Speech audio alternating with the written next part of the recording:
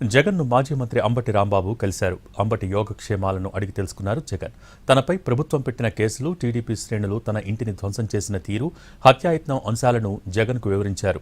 తప్పుడు కేసులపై ఆందోళన చెందాల్సిన అవసరం లేదని, చట్టపరంగా ఎదుర్కొందామని జగన్ భరోసా ఇచ్చారు.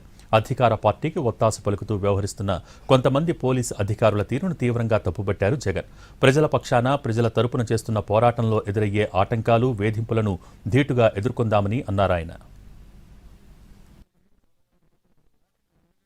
జగన్ను మాజీ మంత్రి అంబటి రాంబాబు కలిశారు. అంబటి యోగక్షేమాలను అడిగి తెలుసుకున్నారు జగన్. తనపై ప్రభుత్వం పెట్టిన కేసులు, టీడీపీ శ్రేణులు తన ఇంటిని ధ్వంసం చేసిన తీరు, హత్యాయత్నం అంశాలను జగన్కు వివరించారు. తప్పుడు కేసులపై ఆందోళన చెందాల్సిన అవసరం లేదని, చట్టపరంగా ఎదుర్కొందామని జగన్ భరోసా ఇచ్చారు.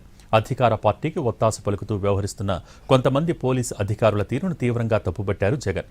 ప్రజల పక్షాన, ప్రజల తరపున చేస్తున్న పోరాటంలో ఎదురయ్యే ఆటంకాలు, వేధింపులను ధీటుగా ఎదుర్కొందామని అన్నారాయన.